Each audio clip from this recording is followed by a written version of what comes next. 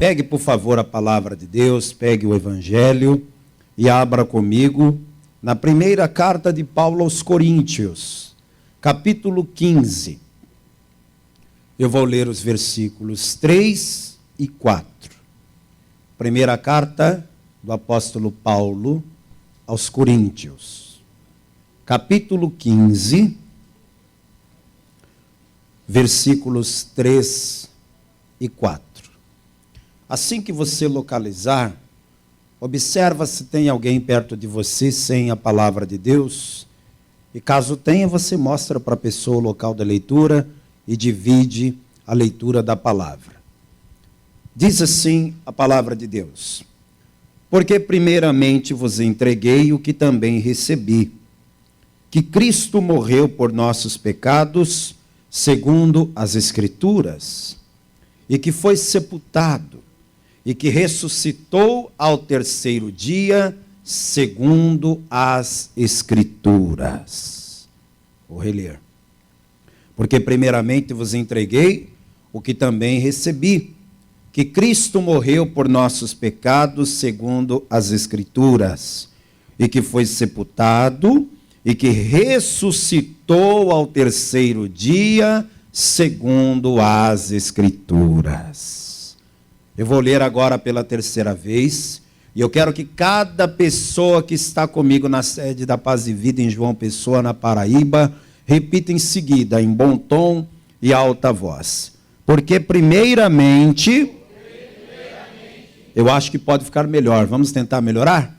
Porque primeiramente vos entreguei o que também recebi, que Cristo morreu por nossos pecados, segundo as Escrituras, e que foi sepultado, e que ressuscitou ao terceiro dia, segundo as Escrituras. Quem acredita que essa palavra é de Deus?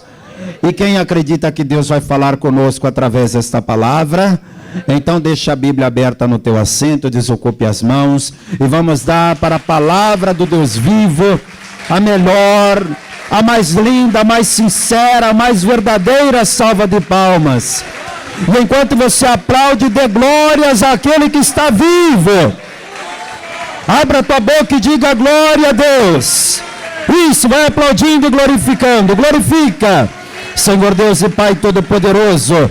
Recebe os aplausos, recebe o louvor, recebe a adoração da tua igreja. Não só o povo da Paz e Vida aqui em João Pessoa, na Paraíba, mas em qualquer lugar do Brasil e até mesmo fora do Brasil, onde estiver alguém te assistindo, te aplaudindo, te glorificando, envia a tua palavra com poder e autoridade. E que a tua palavra, Pai, uma vez enviada, ela vá e produza resultado para o qual está sendo mandada, em nome de Jesus. Amém. Diga amém, Jesus. Pode sentar, por favor. Quando Jesus foi colocado na cruz, na sexta-feira, às 9 horas da manhã, ele já tinha apanhado tanto. Ele já tinha sido tão ferido, tão machucado, que ele já estava muito debilitado. Geralmente as pessoas que iam para a cruz levavam dias até morrerem. Dias. Há relatos de pessoas que ficavam uma semana penduradas, tendo aquela hemorragia, morrendo lentamente, agonizando. A pessoa olhava para aquele crucificado e pensava, morreu. Mas de repente a pessoa abriu o olho, respirava muito lentamente, ficava naquela morte agonizante e lenta. Mas no caso de Jesus, a sua morte da cruz foi rápida. 9 da manhã ele foi pregado, 3 da tarde ele entregou o Espírito. Deu 6 horas de crucificação. É claro que o fato de ele ter apanhado tanto e ter tido muita hemorragia, muitas feridas, isso também pesou para ele morrer em apenas 6 horas. Mas além disso, o principal motivo é porque Jesus tinha o controle total da sua vida e sabia que cada hora ali contava. Então Jesus precisava morrer ainda naquela sexta-feira, para que o seu corpo ficasse na sepultura no sábado e no domingo pela manhã ele ressuscitasse. As bênçãos que Jesus conquistou por nós enquanto o seu corpo esteve na cruz estão muito claras lá em Isaías capítulo 53, e você já leu comigo Isaías 53 nos outros cultos que eu preguei aqui essa semana, mas para quem está me assistindo agora e para você que não esteve aqui na sexta-feira e não ouviu esta parte da mensagem, eu quero que você vá rapidamente lá em Isaías 53 e veja aqui no versículo 4, quais foram as bênçãos que Jesus conquistou por nós enquanto o seu corpo esteve na cruz. O corpo de Cristo foi para a cruz e diz a palavra no versículo 4, Isaías 53, versículo 4, verdadeiramente ele tomou sobre si as nossas enfermidades e as nossas dores levou sobre si. E nós o reputamos por aflito, ferido de Deus e oprimido, mas ele foi ferido pelas nossas transgressões e moído pelas nossas iniquidades. O castigo que nos traz a paz estava sobre ele, e pelas suas pisaduras fomos sarados.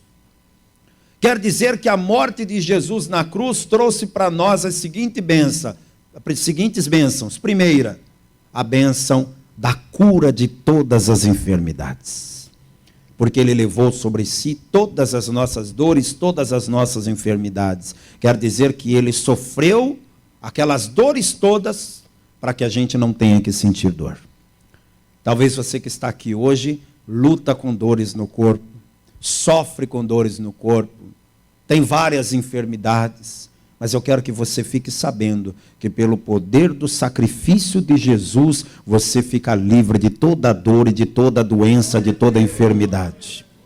Se alguém pregou para você dizendo que essa doença, essa dor é Deus te purificando, é propósito de Deus, é vontade de Deus, rejeite essa pregação, porque Jesus já pagou o preço das dores e enfermidades para que você não tenha que sofrer isso. Essa foi a primeira bênção conquistada por Jesus na cruz. Mas além desta, qual foi a outra? O castigo que nos traz a paz estava sobre ele. Quer dizer que além de curar o corpo, ele também quer nos proporcionar cura para a alma. A paz interior. Hoje as pessoas estão vivendo sem paz. Para dormir à noite, tem que tomar remédio.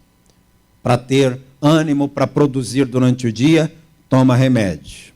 Para aguentar a pressão do trabalho, remédio. Para aguentar o estresse da criação dos filhos, remédio. E a gente está vivendo desse jeito, mas isso não é a vontade de Deus. Deus quer que você tenha paz. E Jesus sofreu a angústia, Jesus sofreu a pressão emocional, o estresse. Lá no Getsêmani, Jesus estava tão angustiado que ele disse para os discípulos: a minha alma está profundamente triste até a morte.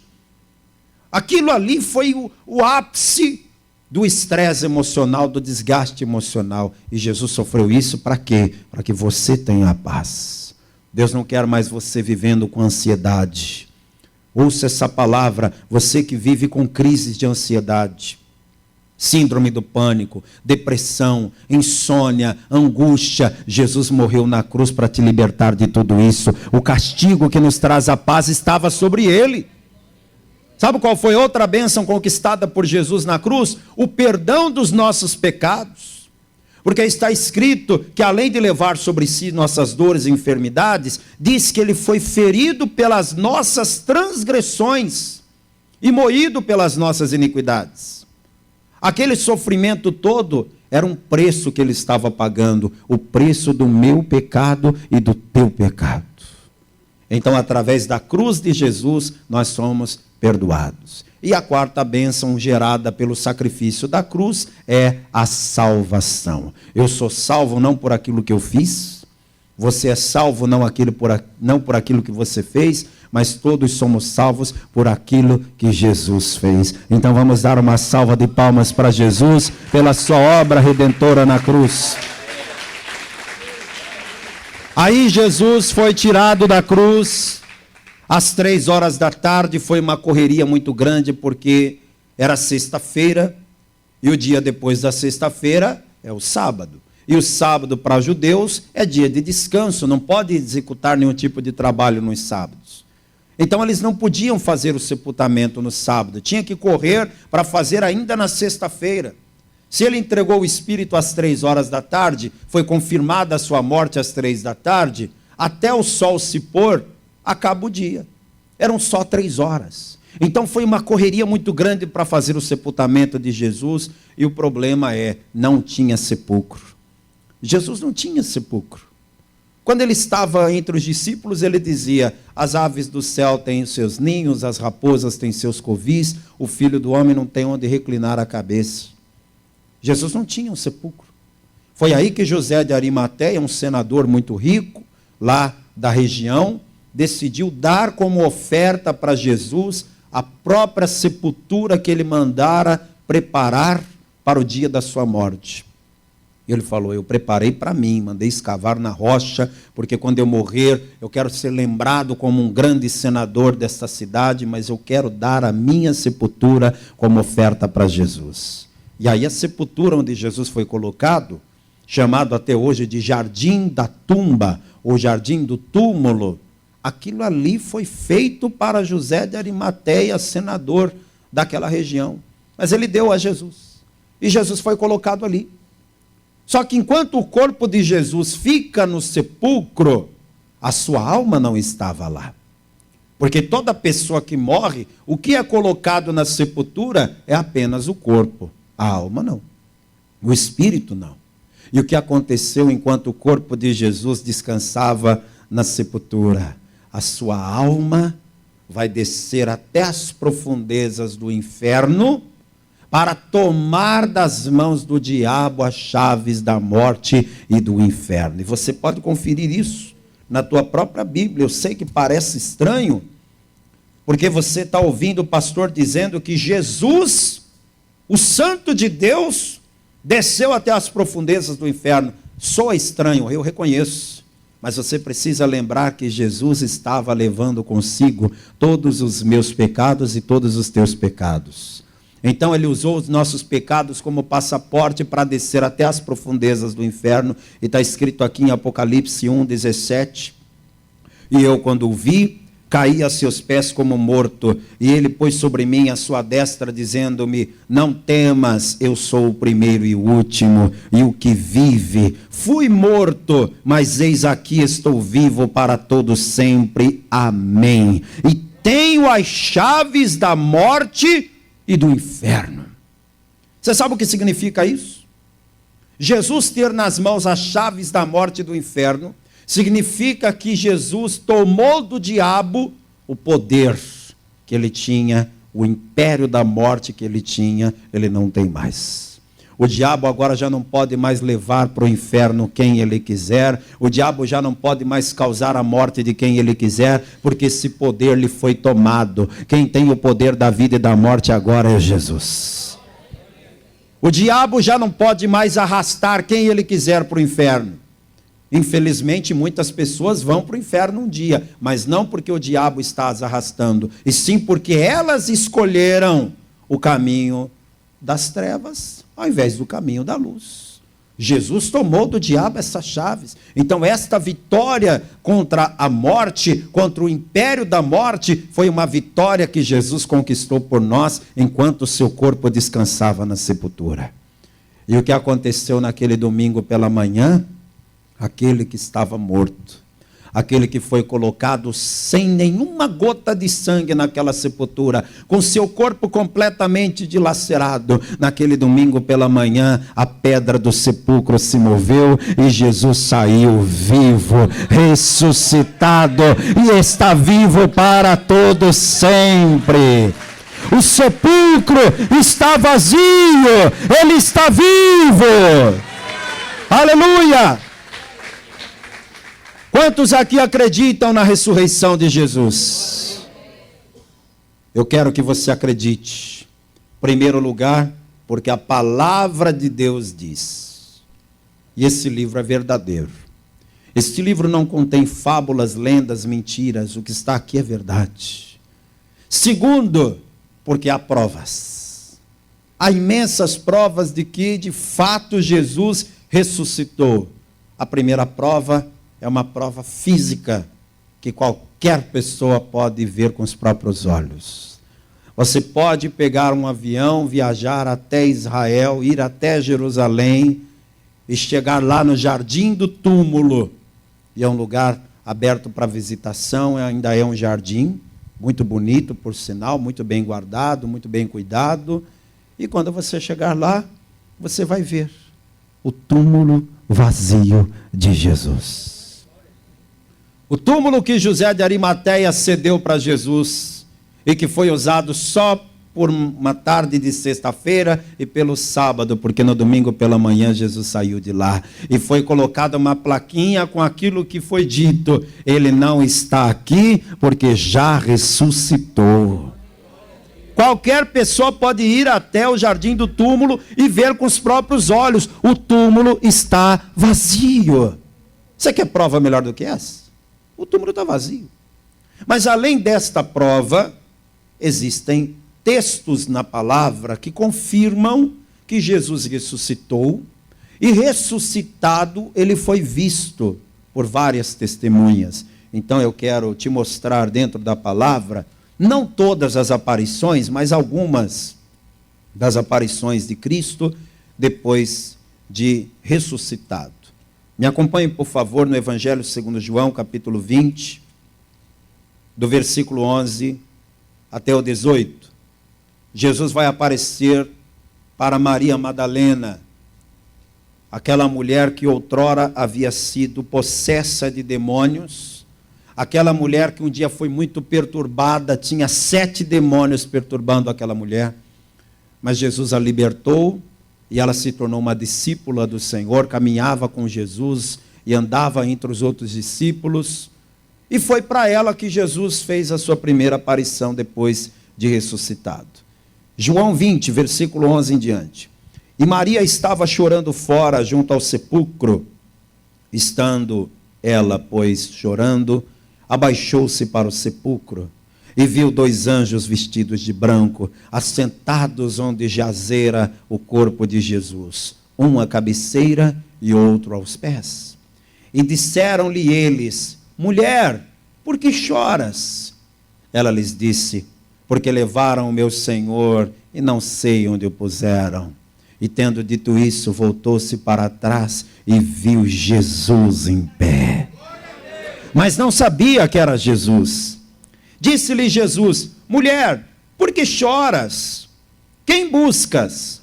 E ela, cuidando que era o hortelão, disse-lhe: Senhor, se tu o levaste, dize-me onde o puseste, e eu o levarei. Disse-lhe Jesus: Maria. E ela, voltando-se, disse-lhe: Rabone, que quer dizer mestre. Disse-lhe Jesus: não me detenhas, porque ainda não subi para meu Pai, mas vai para meus irmãos e dize-lhes que eu subo para meu Pai e o vosso Pai, meu Deus e vosso Deus. Maria Madalena foi e anunciou aos discípulos que viram o Senhor e que ele lhe dissera isso. Olha que coisa linda, hein? Jesus escolheu fazer a sua primeira aparição ressuscitado para uma mulher. Isso é muito significativo. Porque as mulheres na época da Bíblia, elas não tinham nenhum crédito, nenhuma moral. E eu sei que algumas mulheres que estão ouvindo isso vão ficar até tristes de saber, mas os rabinos daquela época, sabe o que eles diziam? Que era mais proveitoso rasgar a Torá do que ensinar para uma mulher. Era isso que eles pregavam. As mulheres eram completamente desprezadas. E Jesus veio para quebrar esse paradigma, para mudar esse pensamento.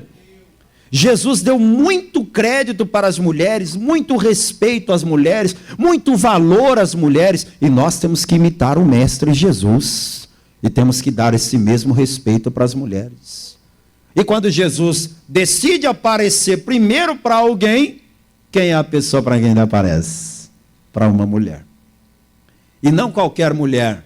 Uma mulher que no passado havia sido possessa de demônios. Uma mulher que no passado teve a vida destruída. O que isso prova? Que o teu passado verdadeiramente é apagado quando você se entrega para Jesus. Não interessa mais que no passado ela foi possessa de 7 demônios. O que importa é que agora ela é uma serva de Deus. Eu quero que você saiba de uma coisa: o teu passado pode ser terrível. E quando eu falo de passado, eu estou falando de ontem para trás. Porque quando a gente fala de passado, tem gente que pensa que o passado é só o que aconteceu há 20 anos atrás. Mas hoje é presente, ontem já é passado. O que aconteceu de ontem para trás é teu passado. E se de ontem para trás você tem um passado triste, vergonhoso, um passado cheio de erros e defeitos, e você fica culpado e se sente mal por causa do teu passado, fique sabendo que para Deus o teu passado não é um problema. Jesus, com o seu sacrifício, apagou o seu passado de pecado, e Ele quer fazer de você um novo homem, uma nova mulher. Ele quer escrever uma nova história na sua vida. Ele fez questão de aparecer para Maria Madalena. O recado está dado. Para que uma prova maior do que esta, de que verdadeiramente Deus perdoa os pecados, né? E depois de aparecer para Maria Madalena, Jesus vai aparecer para 2 discípulos. Vá comigo em Lucas 24. Esses 2 discípulos estavam indo para uma aldeia chamada Emaús. Essa aldeia chamada Emaús ficava a cerca de 11 quilômetros de Jerusalém. Esses 2 discípulos, segundo os estudiosos, era um chamado Clopas, ou Cleopas, depende da tradução, pode ser Cleopas ou pode ser Clopas, mas é a mesma pessoa. E o outro, os estudiosos acreditam que possa ser Pedro. Não há certeza, não há unanimidade sobre isso. Um com certeza é Clopas, o outro provavelmente fosse o Pedro. Mas veja, eram 2 discípulos de Jesus. Como eram discípulos, tinham a obrigação de acreditar na ressurreição. A obrigação de ficar esperando na porta do sepulcro a ressurreição. Mas não fizeram isso. Pelo contrário, aqueles discípulos desiludidos, desalentados, estão indo a caminho de uma aldeia chamada Emaús, fazer o que? Não sei. O que sei é que enquanto eles estão indo nessa caminhada, o próprio Jesus ressuscitado aparece e vai caminhando no meio deles. Me acompanhe, por favor. Lucas 24, versículo 13. E eis que no mesmo dia, qual dia? O dia da ressurreição, no domingo.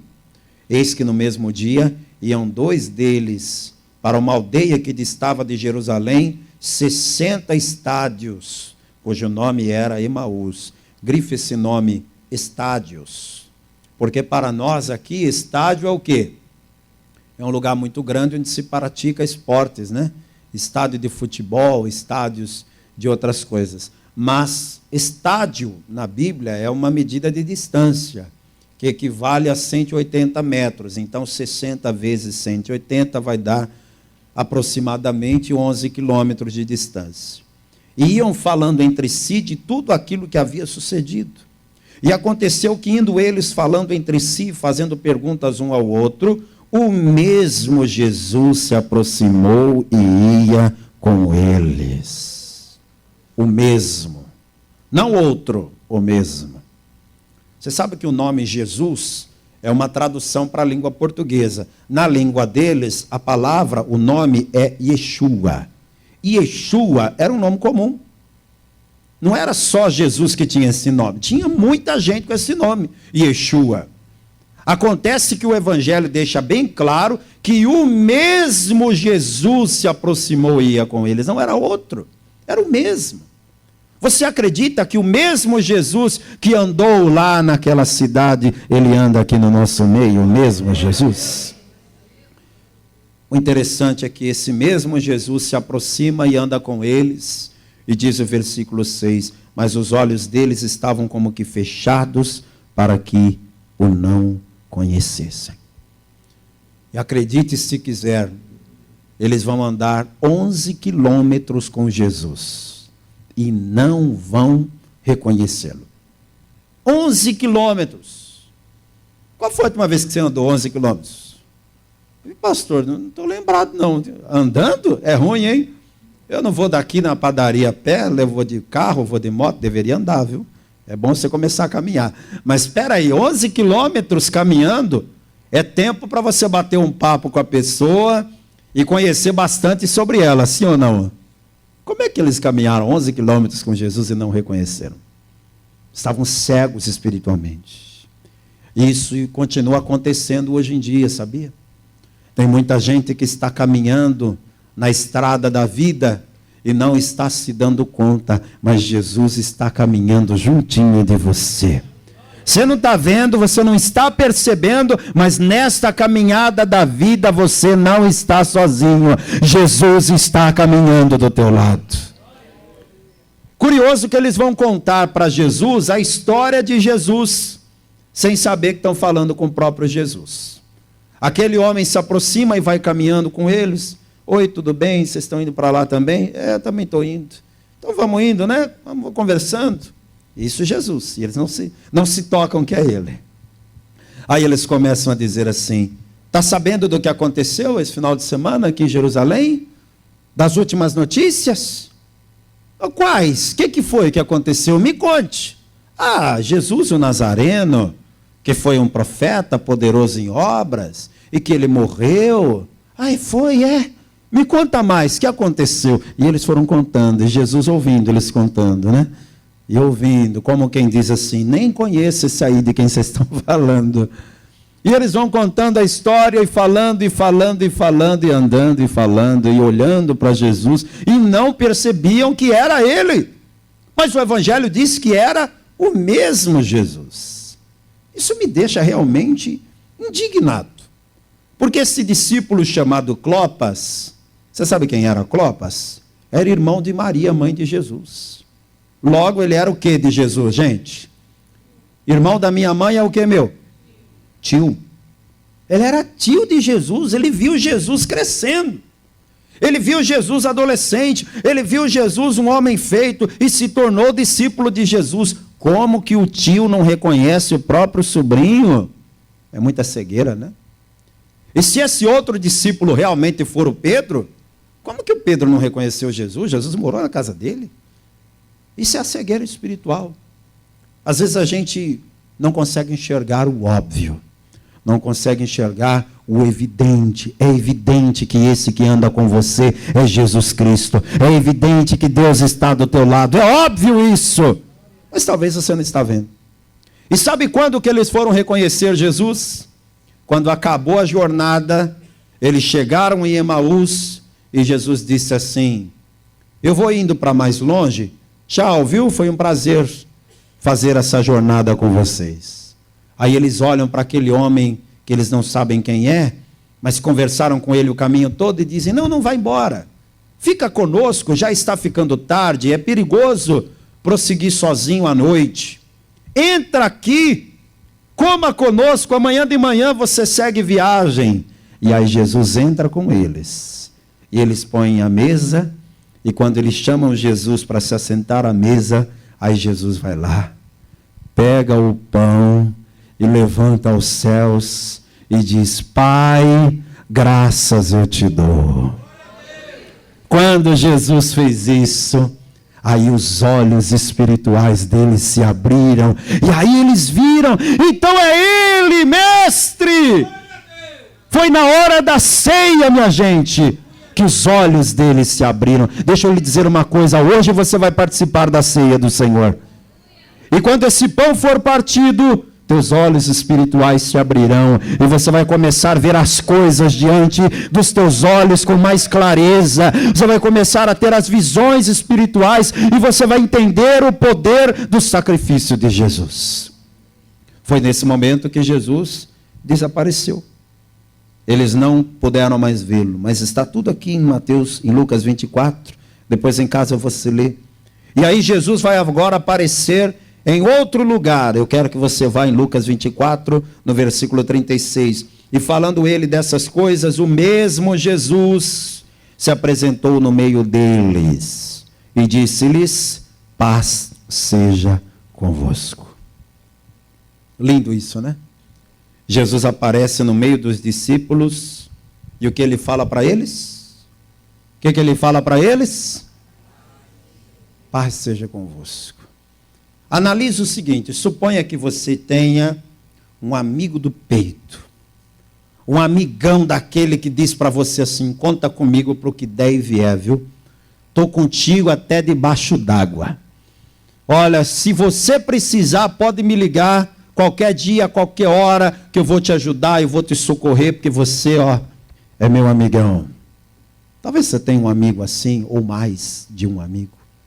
Mas se essa pessoa que é teu grande amigo, na hora que você mais precisar, virar as costas para você e simplesmente desaparecer e não te ajudar em nada no momento mais crítico da tua vida, e depois que isso tudo passar, você encontrar de novo com esse amigo que te virou as costas, que prometeu estar do teu lado, mas não te ajudou em nada, o que é que você diria para esse amigo, hein? Analise o exemplo aqui que eu estou lhe dando. O que é que você diria para esse amigo que te virou as costas, apesar de dizer que te amava, apesar de dizer que você era especial e que você podia contar com ele? O que é que você diria para esse amigo, hein? Talvez você ia olhar na cara dele e dizer assim: belo amigo você é, hein? Olha, estou decepcionado com você, não me chame mais de amigo, seu falso. Era isso que você ia dizer, no mínimo isso. O que aqueles discípulos fizeram com Jesus? Eles não eram amigos de Jesus? Não andavam com ele para todo canto? Não viviam dizendo: mestre, quero estar do teu lado, uma à tua direita, outra à tua esquerda, até no teu reino? Outros diziam: mestre, eu vou contigo até a prisão e até a morte. Na hora que Jesus foi preso, cadê aquele pessoal? Evaporaram, cada um foi para um canto, ninguém apareceu. Na hora que Jesus estava sendo pregado, só um esteve lá ao pé da cruz, João, e os outros? Todo mundo sumiu. E quando Jesus tem a oportunidade de encontrar de novo com aqueles homens, o que ele faz? Ele joga na cara deles: bando de frouxo, cadê vocês na hora que eu mais precisei? Seus amigos de Araque, seus falsos. É isso que ele diz? Ele olha para aqueles discípulos, abre um sorriso e diz: paz seja convosco. Esse é o nosso Jesus. Ele não guarda rancor, ele não tem mágoa, ele não tem ódio. Você já pisou na bola com Jesus muitas vezes. Você já decepcionou o Senhor algumas vezes. Você já fez coisas que entristeceram o Espírito Santo algumas vezes, mas apesar dos teus erros, dos teus defeitos e das tuas falhas, o Senhor Jesus ainda te ama, e Ele está usando a minha boca para te dizer: paz seja convosco.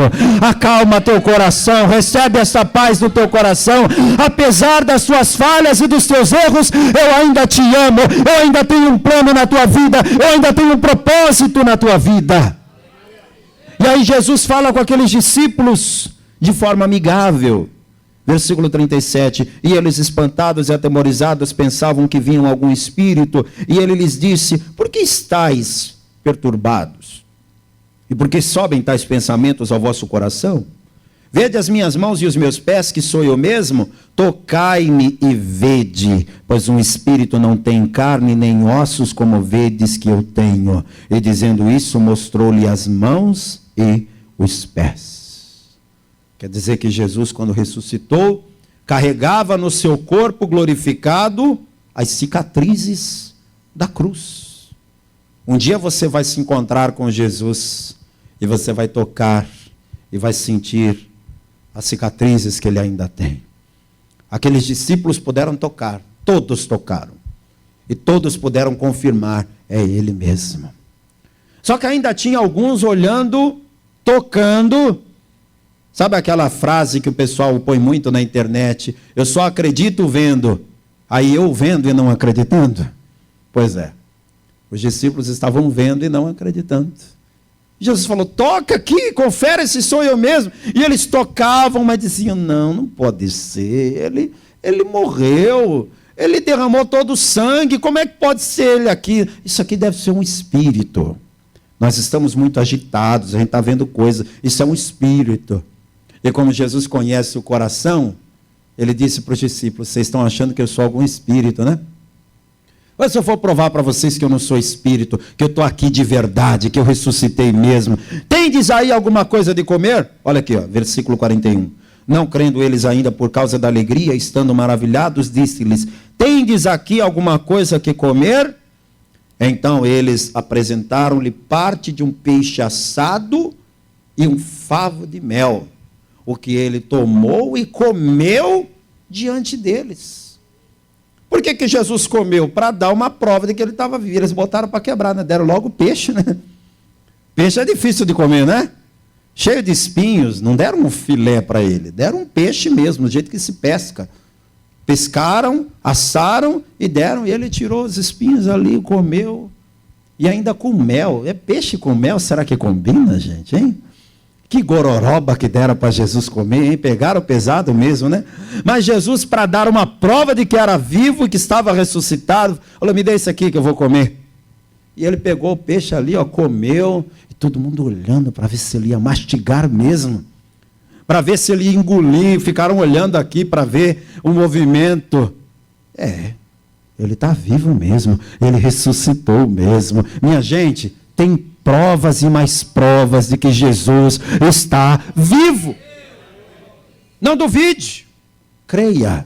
A ressurreição de Cristo é a base e o alicerce da nossa fé. Eu não vou te mostrar os outros exemplos, as outras aparições de Cristo, por uma questão de tempo, mas se você consultar os evangelhos, você vai ver outras aparições de Jesus, inclusive em momentos em que ele aparece para muitas pessoas de uma vez só. Mas eu acho que você já está convencido que Jesus ressuscitou. Quem já está convencido disso? Então, quais são as bênçãos que você e eu recebemos graças a Jesus ter vencido a morte e ressuscitado naquele domingo pela manhã? Quais são as bênçãos? Eu separei 5 bênçãos aqui que você e eu temos direito de receber, e eu quero que você me acompanhe na palavra e tome posse de cada uma delas. Começando lá em Mateus capítulo 28.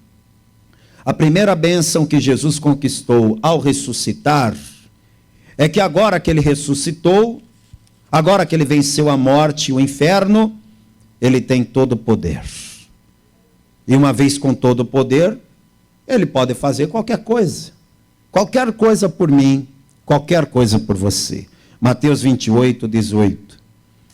E chegando-se Jesus, falou-lhes dizendo: é-me dado todo o poder no céu e na terra. Qual é a bênção? Ele pode fazer tudo, qualquer coisa. Sabe aquele sonho que você tem e ainda não realizou? Jesus ressuscitou, ele pode realizar esse teu sonho. Sabe aquela bênção que você quer muito e ainda não recebeu? Jesus ressuscitou, ele pode te dar essa bênção que você ainda não recebeu. Aquele objetivo que você ainda não alcançou, Jesus ressuscitou, ele pode te ajudar a alcançar. Ele pode tudo, todo o poder lhe foi dado no céu e na terra. O que ele quer dizer com céu e terra? Mundo espiritual e mundo material. A bênção que você precisa está na esfera espiritual. O nome de Jesus tem todo o poder no mundo espiritual. Pode pedir, porque aquilo que vai ser liberado no mundo espiritual, em nome de Jesus, vai te alcançar no mundo material. A bênção e o milagre que você precisa é aqui na esfera física, nesse mundo. Pode pedir a Jesus, porque ele tem poder tanto no céu como tem poder sobre a terra. Segunda bênção que Jesus nos conquistou através da sua ressurreição. Veja aí o versículo 20 agora. Parte B. Mateus 28, 20, parte B. Eis que eu estou convosco todos os dias até a consumação dos séculos. Amém. A bênção aqui é poder contar com a presença do Senhor Jesus todos os dias da nossa vida. Eu quero que você acredite nisso. Jesus ressuscitou e ele agora anda com você nesta jornada da vida para sempre. Você nunca mais estará sozinho, nunca mais estará sozinha. Ele fez a promessa: eu estou convosco todos os dias. É domingo, Ele está com você. É segunda, é terça, é quarta, é quinta, Ele está com você todo dia, de manhã, de tarde, de noite, de madrugada. Pode chamar por Ele, porque Ele está com você. E Ele vai estar conosco para sempre, até o teu último dia de vida. Ele só não vai estar com você se você não quiser mais estar com Ele. Porque a Bíblia diz, o Senhor está convosco enquanto vós estáis com Ele. Se o deixardes, vos deixará. Mas a menos que você se afaste do Senhor, Ele vai continuar com você. Alguém aqui vai se afastar dEle? De jeito nenhum. Quem quer ficar aos pés dEle o tempo todo? Então pode ficar tranquilo que Ele também nunca vai te deixar. Ele falou até a consumação dos séculos. Quando foi que Ele disse isso? Há quase 2000 anos atrás. De lá para cá, 21 séculos se passaram e essa palavra está de pé. Se esse mundo durar mais um século, mais 2, mais 10 séculos, quantos séculos durarem? Até a consumação dos séculos, Ele estará com todos aqueles que nele crerem. Ele garantiu, onde 2 ou 3 estiverem reunidos no meu nome, eu estou ali no meio deles. Terceira bênção que temos direito, porque Jesus ressuscitou. Em João 14:12, Jesus deixa claro que quem crê nele fará as mesmas obras que ele fez. Jesus não tinha vaidade. Ele poderia pensar assim: eu sou o cara e além de mim não tem outro. Então o único que abre os olhos dos cegos sou eu. O único que limpa os leprosos sou eu. O único que anda sobre as águas sou eu. O único que ressuscita os mortos sou eu. Então não quero ninguém disputando comigo e fazendo os meus milagres. Jesus poderia pensar assim, né? Só que ele não tem vaidade. Ele compartilha o poder dele com todos aqueles que creem. João 14:12. Na verdade vos digo que aquele que crê em mim também fará as obras que eu faço e as fará maiores do que estas, porque eu vou para meu Pai. Quer dizer então que em nome de Jesus, eu que sou só um homem mortal, posso repetir as obras que ele fez? É isso que está dizendo João 14:12? É isso aí. E é eu porque sou pastor? Não. Qualquer pessoa que crer em Jesus, ele foi claro, quem crer em mim. Eu creio em Jesus, você também crê? Então vale para você também. Em nome de Jesus você pode repetir os sinais que ele operou, porque ele ressuscitou e nos deu o poder dele, compartilhou o poder dele conosco. Quarta bênção, vá comigo agora no Evangelho segundo João, capítulo 16. A quarta bênção que nós temos direito de receber, porque Jesus ressuscitou, é que nós podemos contar com a presença do Paráclitos em nosso meio. Quem aqui sabe quem é o Paráclitos? Quem sabe o que é Paráclitos? Paráclitos é o nome grego, a palavra grega, para se referir a Espírito Santo. Então, Paráclitos é o Espírito Santo. Quando você lê no Novo Testamento, falando sobre o Espírito Santo, a palavra que está escrita no original é Paráclitos. E aqui em João 16, versículo 7, Jesus disse assim: todavia digo-vos a verdade, que vos convém que eu vá, porque se eu não for, o Paráclitos, o Consolador, não virá a vós, mas se eu for, enviar-vos-ei. Quando Jesus explicou para os discípulos que ele precisava voltar para o Pai, ele consolou ele com essas palavras: eu preciso ir, mas quando eu chegar lá, eu vou mandar um outro igualzinho a mim para ficar com vocês aqui na terra. A gente às vezes fica com uma certa inveja, né? Poxa, eu queria ter vivido lá naquela época, lá em Israel, para ter visto Jesus pessoalmente, para andar com ele, para ouvir as pregações dele. Não fique assim não, um dia você vai estar com ele lá na glória, mas enquanto esse dia não chega, você não está sozinho aqui na terra. Eu não estou sozinho aqui na terra. Nós temos aqui na terra alguém igualzinho a Jesus, que é o Paráclitos, que é o Espírito Santo, o Espírito da verdade que o mundo lá fora não pode receber. E que até mesmo os salvos do Antigo Testamento ansiavam pela presença do Espírito Santo e não tinham. O Espírito Santo no Antigo Testamento era muito restrito, eram reis, sacerdotes, profetas, juízes. E mesmo essas pessoas recebiam o Espírito Santo em alguns momentos. Eu e você não. O Espírito Santo ele está com a gente todo dia, o dia inteiro, o tempo todo, toda hora. Olha aí que privilégio. Isso graças à ressurreição de Jesus. E a quinta e última bênção que eu quero te mostrar é que assim como Jesus ressuscitou e recebeu do Pai um corpo glorificado, um dia todos nós teremos um corpo glorificado, assim como o corpo de Jesus. Confira isso na Bíblia. 1 Coríntios 15, versículos 51 e 52. Nós ficamos limitados aqui na terra por esse corpo humano. Ficamos. Quem aqui em algum momento já quis passar mais tempo em oração e não conseguiu por causa do cansaço do corpo? Quem já passou por isso? Ô pastor, teve um dia que eu estava a fim de passar a noite inteira orando. Estava com tanta sede de buscar a Deus, mas aí eu orei meia hora, apaguei, estava tão cansado.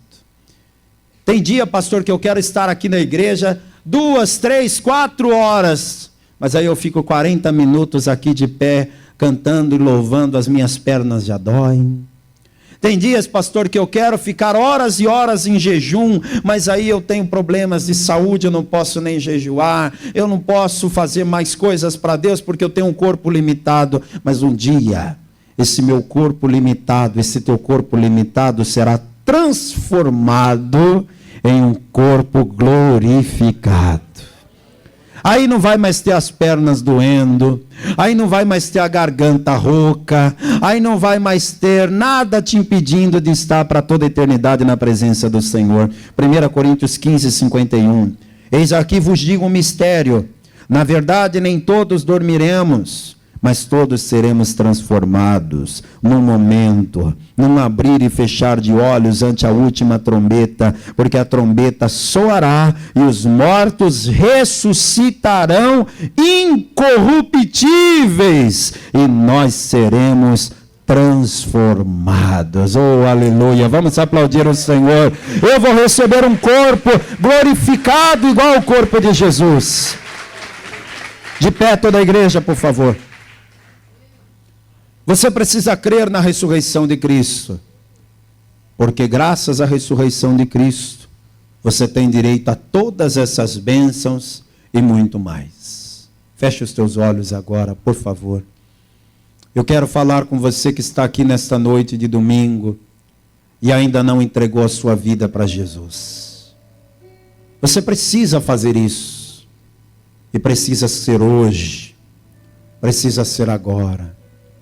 Deus tem um plano e um propósito glorioso na tua vida.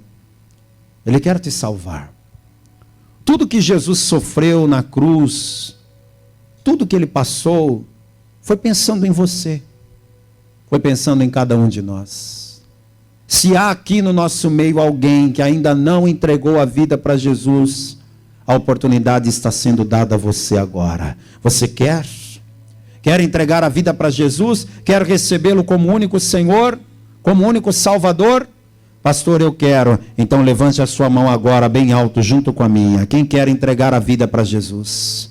Quem quer receber Jesus agora como único Senhor, como único Salvador? Levante a sua mão bem alto agora que eu vou orar por você.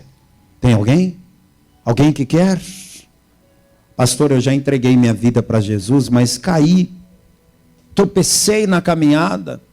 Me afastei dos caminhos do Senhor, mas eu quero voltar, pastor, eu quero me reconciliar com Jesus, eu quero de novo essa chama do primeiro amor ardendo em mim, eu quero de novo a alegria da salvação. Você que já se afastou e já caiu e já tropeçou, você lembra como foi que Jesus falou com aqueles discípulos?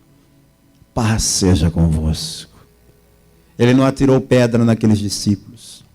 Ele não jogou na cara dos discípulos tudo que eles tinham feito, os erros dele. Ele simplesmente os recebeu de volta.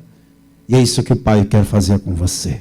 Tem alguém aqui afastado que quer se reconciliar com Jesus, voltar para Jesus? Levante agora a sua mão bem alto junto com a minha. Pastor, eu sou essa pessoa. Eu quero voltar, eu quero me reconciliar com Cristo. Se tem alguém assim, levante a mão agora que eu vou orar por você. E enquanto você que está aqui se decide, deixa eu falar com você que está me ouvindo pela rádio, você que está me assistindo pela televisão, pelo meu canal do YouTube, PR Ademir Pereira. Aí onde você está, você quer entregar a vida para Jesus? Quer voltar para Jesus? Quer ter de novo a alegria da salvação? Quer ter o seu nome escrito no livro da vida? Aí onde você está, se entregue a Cristo agora. Eu não vou lhe ver, mas os olhos do Pai estão lhe vendo. E você pode aí mesmo, onde você está, dobrar o teu joelho junto comigo, fazendo esta oração de entrega da tua vida a Cristo. Não se preocupe com a opinião de ninguém, não. Dobra o teu joelho aí na tua casa. Dobra o teu joelho aí no teu ambiente de trabalho. De repente você trabalha num lugar mais estrito, mais particular. Dobra o teu joelho aí. Quem sabe você está me ouvindo ou me assistindo num presídio, num lugar que você jamais gostaria de estar. Mas neste lugar onde você está, você pode ser salvo agora. Pastor, eu estou num lugar agora que não dá para ajoelhar, eu estou ouvindo pela rádio, estou no transporte público, estou fazendo uma caminhada, estou ouvindo aqui com fone no ouvido, eu estou dirigindo.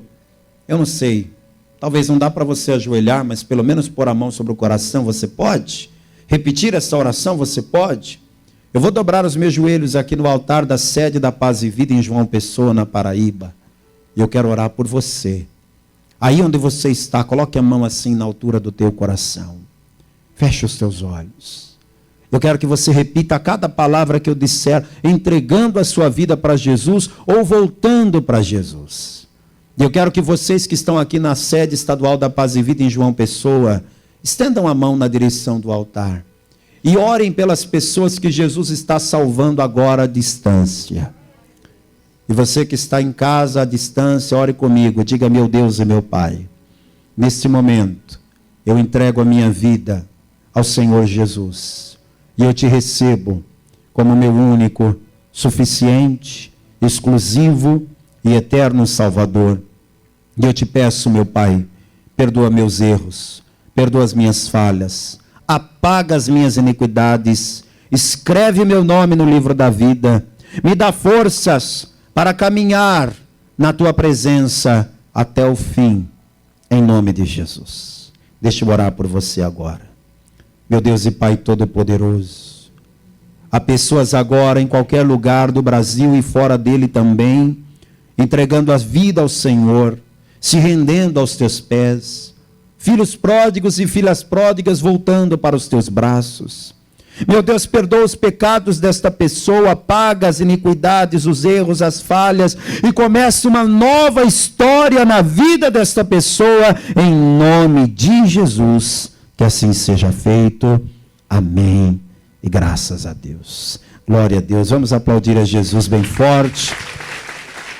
Parabéns pela sua decisão, fique firme na fé, que Deus te abençoe.